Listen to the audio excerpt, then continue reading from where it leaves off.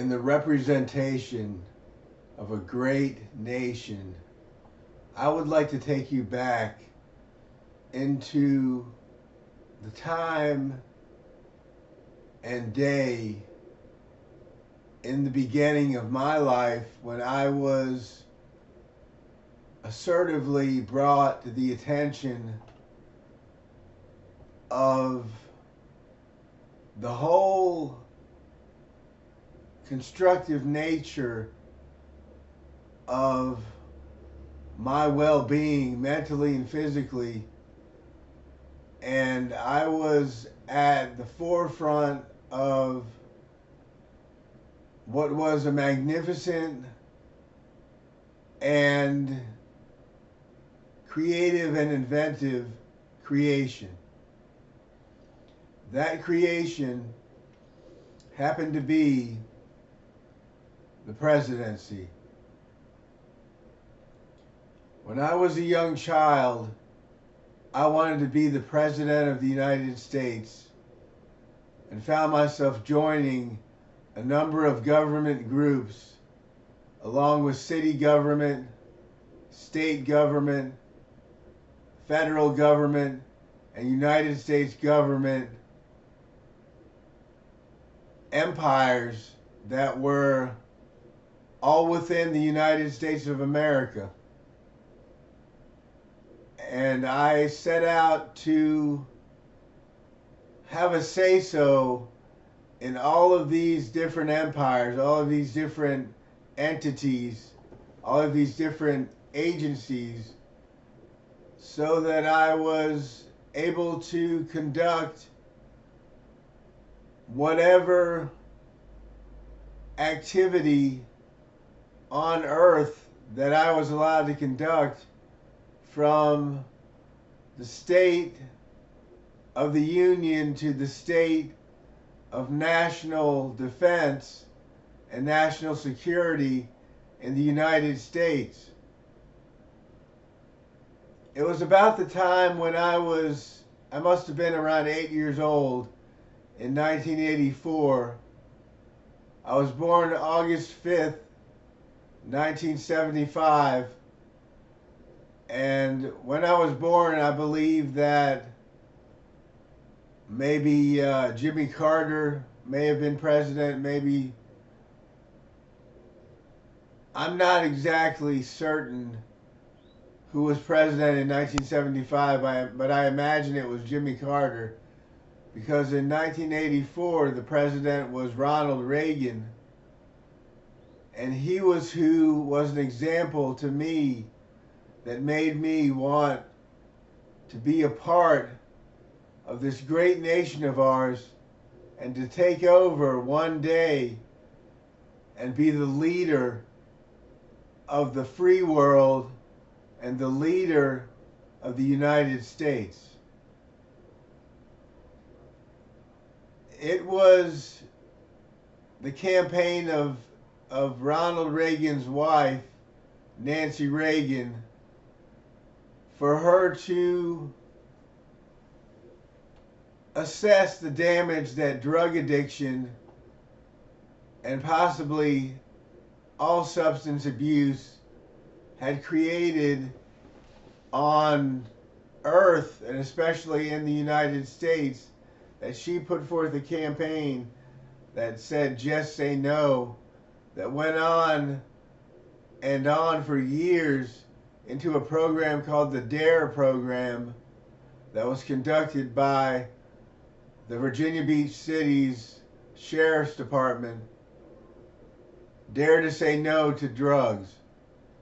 Drugs were definitely a problem in the United States at that time, and always were. And what was even more of a threat to our nation than our drug problem and our alcohol abuse problem was the problem of biohazard, bioterrorism, biological warfare within our city. And there were marked attacks during Ronald Reagan's presidency and also during Bush. Bush was Ronald Reagan's vice president, and George Bush, who was later known as George Bush Sr. to certain people. He was called George Bush Sr. He wasn't actually George Bush Sr., he was George Bush. He became the President of the United States after Ronald Reagan and went on to captivate audiences with his enlightening approach to the Persian Gulf War and his drastic measures landed people to believe that he was in a secret society, that he was actually the director of the CIA. And that was just hearsay, and people didn't like it because they tried to prove that he was not the director of the CIA, that he was not in the CIA at all. And that bothered people in the CIA enough to strike terror into the hearts of many people who were, more than enthralled with George Bush's tactics and his strategies in war to take over Somalia and the Persian Gulf. And shortly after Bush was president, there came another leadership in the country that was a democratic approach, because Bush and Ronald Reagan were Republicans, and we had what we established as a democracy in this nation due to Republicans now being taken over by the Democrats when William Jefferson Clinton became president of the United States. It really put a whole new light on the philosophy of democracy. William Jefferson Clinton was also known as Bill Clinton. Bill Clinton established a lot of good in the United States of America, and he tolerated equal rights in this great nation of ours that was established by our forefathers some time ago. And we invited many people into our nation to help grow the nation to be a stronger and better nation, to be a stronger and better place for the strategies that we implemented into the structure of society that allowed for work to get done, for us to grow our plantations and our businesses, to have workers that were paid top dollar to establish new meaning to the word business and entrepreneurship. And people came over from other countries to be a part of what the United States of America had to hold for them, because America became a great continent shortly after Bill Clinton was president of the United States. I voted for Bill Clinton twice, the first time he ran and the second time he ran, because I knew that he was someone who was helping the nation greatly with ethical and moral approaches to humanity on planet Earth. And I realized that, you know, just because somebody's on a minority or ethnicity that seems to be not as powerful as your forces doesn't mean that you can't employ them and use them as someone who demonstrates equality and freedom through the liberation of the clutches of the devil and through the liberation of the clutches of slavery in the United States, because we had to demoralize slavery every step of the way.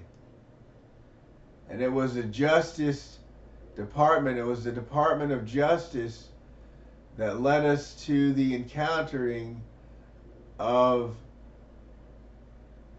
this kind of attitude in our nation, where we didn't understand what some people were saying. We didn't understand the words that were coming out of their mouths because we were so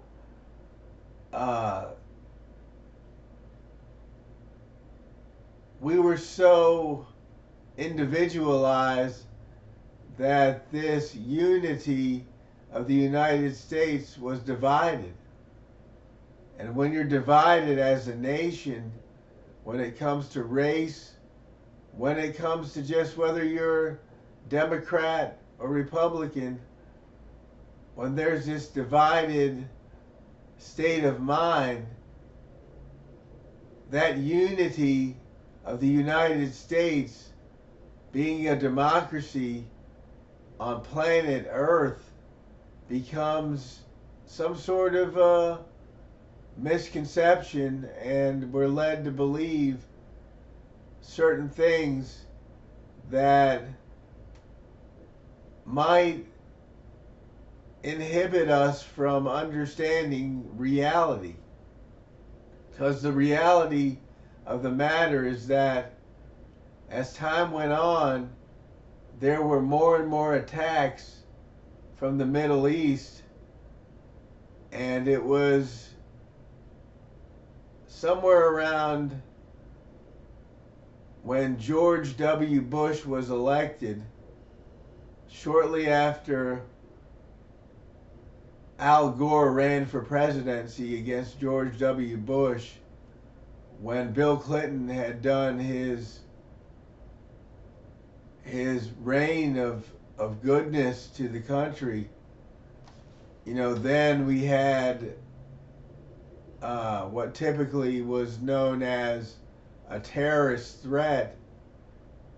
When 9/11 happened, it was 9/11/2001 was the date, and the terrorists specifically chose the date 9/11 to conduct an attack on New York City that was a threat to everyone that was anybody, to the nation of the United States that day.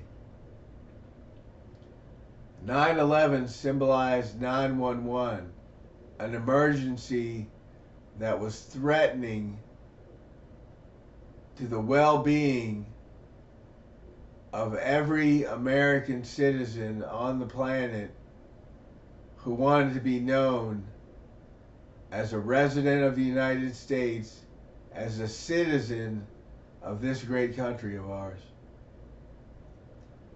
And it was in establishing what went on that day, and quick decisions and a lot of investigations that led to our understanding of what happened. What happened was an airliner, a jet, flew in a calculated attack across from what airport I don't know, what hangar I don't know.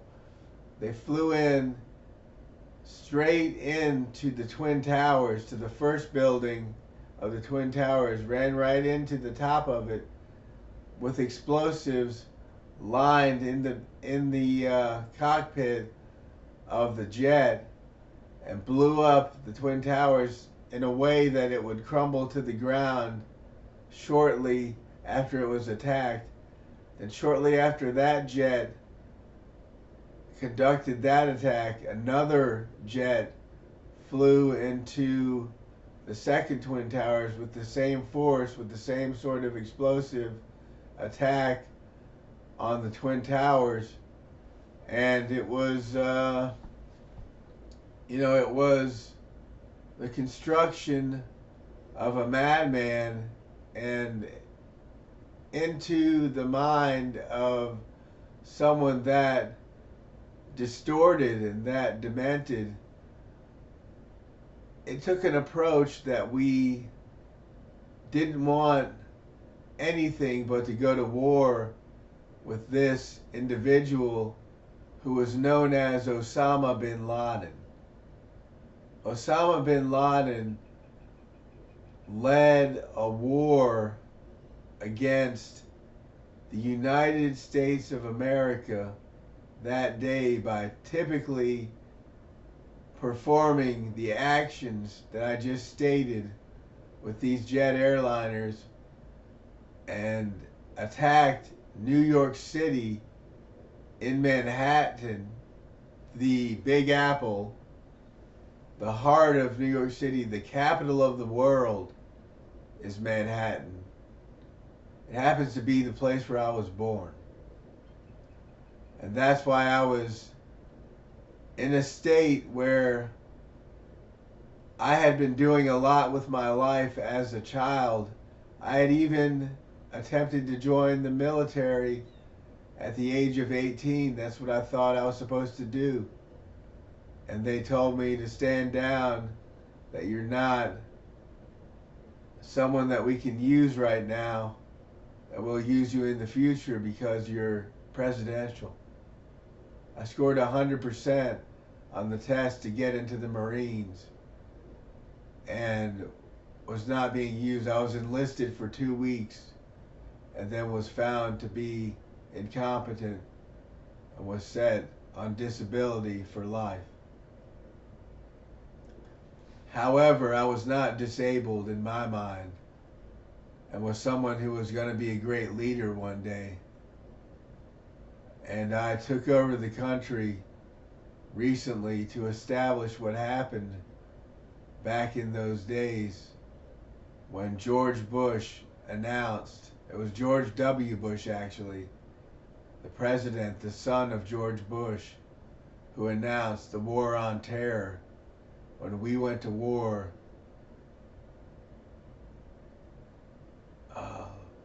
somewhere around 23 years ago, to conduct the war on terror, the war against the Middle East, who had devised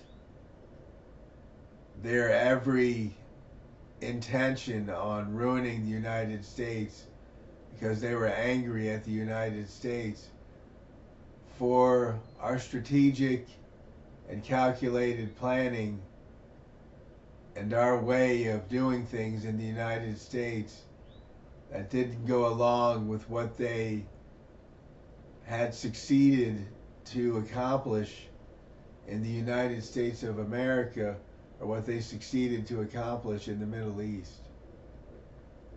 We were determined to let ourselves be known to the Middle East the whole time they were conducting biological warfare in our country, while they were establishing that they were a threat to the United States of America solely and fully. The United States wasn't going to stand for this. Once 9/11 happened, when they conducted this attack on our Twin Towers, on our most important buildings, the highest, the tallest skyscrapers in the world is what they were at that time. It was a threat to national security that landed the Middle East in a bind. As we took over the Middle East with force, we sent the military into the Middle East. We fought long and hard with the Middle East for 20 years before we pulled our people out of the Middle East. And it's not over till the fat lady sings, because just because we pulled our troops out doesn't mean that nobody ever goes back there and gets rid of whoever remains that has ever threatened this country in the life and times of me, Alex Charles Karlins, who represents the White House, who represents this great nation, who comes to you with this great State of the Union address. Who do you think I am? Figure it out. It's classified. After George W. Bush became president of the United States,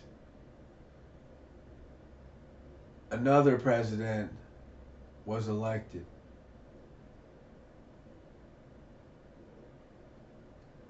The president that was elected in, I'd say it was 2008, was a president that was of African American descent. He went by the name of Barack Obama. Barack Obama was noted for sending the Navy SEALs into an attack in Pakistan that landed Osama bin Laden. It landed him in a coffin and a funeral burial in the middle of the ocean as the coffin with holes in it sank with his body in it that was not able to be harmed by even bullets. For some reason we couldn't get to him with an attack done by our weapons. So we sent him to his death sinking in the ocean one day and hoped he didn't wind up washing up on shore on some beach somewhere and surviving through what some creatures would survive through. We didn't know what he was made of. We didn't know who he was. We just sent him to his burial in the ocean. He won't exist again. Don't worry about it. This great nation has become something of an authority to the entire world because it meets the deadlines of what we know as crisis situations throughout the land. And these deadlines are set to individually be conducted, and they are put to the test with solutions that are overwhelming solutions to problems that arise on this planet, even in this country, but also all over the world. And we have to, our deadlines are not based on specific dates in history until they're established. Because I get things done quickly when I'm getting things done at all. And any activity that is currently being conducted by the Virginia Beach Police Department, by the FBI, by the CIA, by the Secret Service, by anyone in the United States military, or by political and legislative solutions and resolutions, remains classified from this point on, because we cannot conduct business by allowing this sort of activity to go on in the United States, where everyone is privy to the knowledge and information that the government knows as conducive to our environment. Now, the government knows what they need to know, depending on what agency they're a part of, their understanding of what they need to know to get the job done, to complete their objectives, and to conduct an operation that enables the United States to gain ground in a circumstance of war, in a circumstance of any operation that's mission oriented, that would establish that the United States is present in a certain area or territory, that could be conducted overnight, could be conducted in the daytime, could be conducted as quickly as possible, because it's a last minute attack, and that sort of strategic approach that gets the job done, that I've seen, that I learned about through self-disciplines like martial arts, and that kind of strategic approach to winning a war. You know, if you plan an attack ahead of time, then everybody's going to know about it in a day, and you won't get it done. If you plan an attack right in the moment, that it's going to happen right then when you suggest it happens, it'll happen, and people won't know what to expect, because they won't even know that you're going to come in and assert this sort of decisive plan of attack on their territory. And that's why it happens to be the best way and the most strategic way of implementing warfare in a tragic crisis and in a war zone that happens to be whatever territory you're in, where you need to implement justice in all reality and in every decision that you make that is constructive in the United States of America and abroad. In 2016, someone else ran for election. He was known as President Donald J. Trump. President Trump was elected. He took the oath of office in 2017, I believe, and was found to be one of the brightest and best presidents in the history of the United States of America. However, there was someone else that was tactical, that was strategic, who worked alongside with Donald J. Trump every step of the way, and that person was me, Charles Karlins, who happened to be the director of the CIA at the time when Donald J. Trump, President Trump, was heading the United States of America. At some point, things got heavy.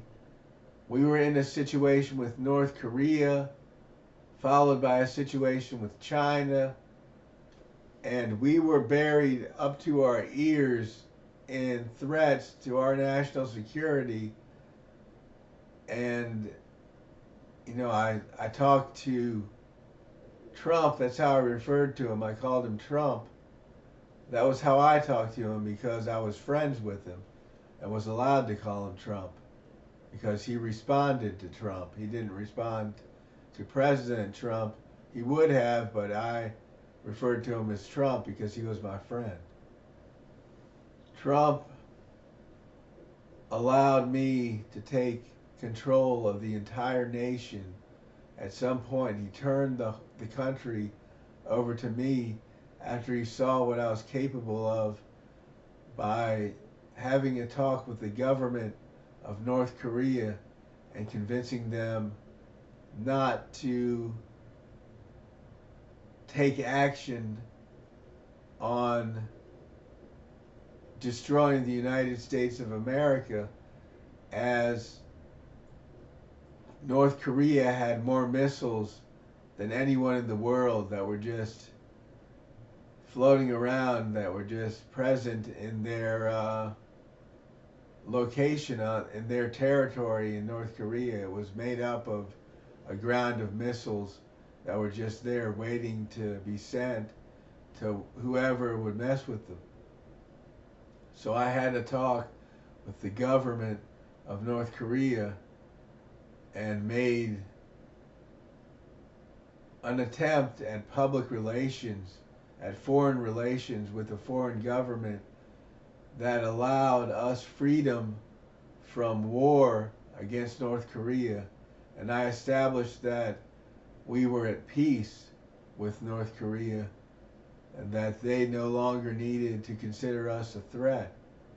I established the same sort of well-being, mentally and physically, with China and other countries along the way that allowed us the freedom to exist, because for some reason Trump felt that we shouldn't have a defense against any country, that we shouldn't have the military, that we shouldn't have anyone protecting the nation.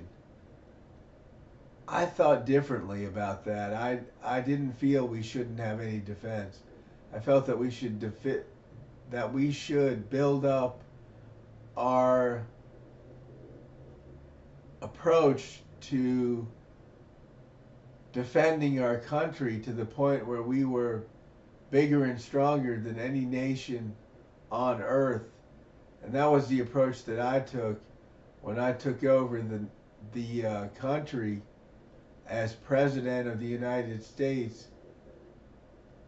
You know, it's kind of a blur. It was somewhere in between 2017 and 2018. It could have been in 2018 or 2019.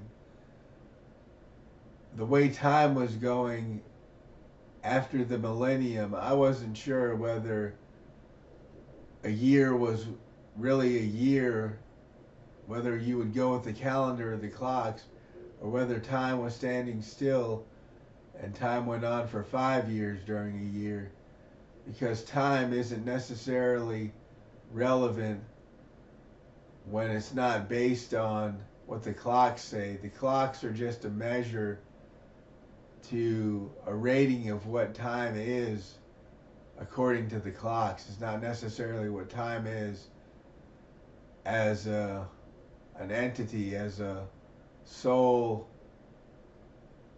source of nature, as what is presenting itself to the notion of reality on earth. You know, realistically, time is evident and exists no matter what the clocks say, and could be doing something differently than what the clocks are doing, because it's not necessarily running in association or affiliation with the clocks. And what I want to tell you about me taking over the country, it could have been 6 years ago, it could have been 22 years ago, but when I became the director of the CIA, I was handed the keys to the city, so to speak. I was handed the keys to the nation, and I was to address the country's evident needs for solutions in the country, rather than to embark on a mission to solely take over the country. I was embarking on a mission to fight crime in the country. And crime at the time, shortly after 9/11 in 2002, when I joined the CIA as the director of the CIA, who lately became the United States ambassador to the U.S. and was then granted immunity and was then granted the right to disclose classified information.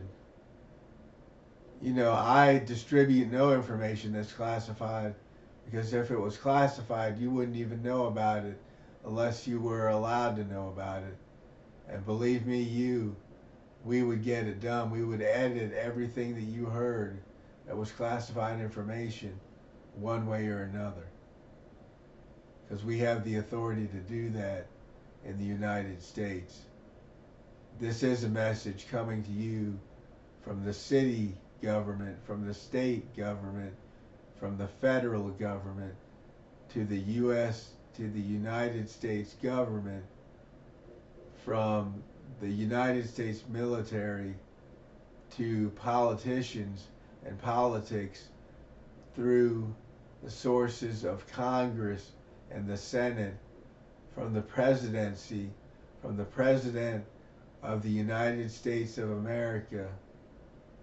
I will conclude that this country has become a better place since Biden, who was said to have taken over the country as an artificial intelligence generated video, as we sometimes implement for television.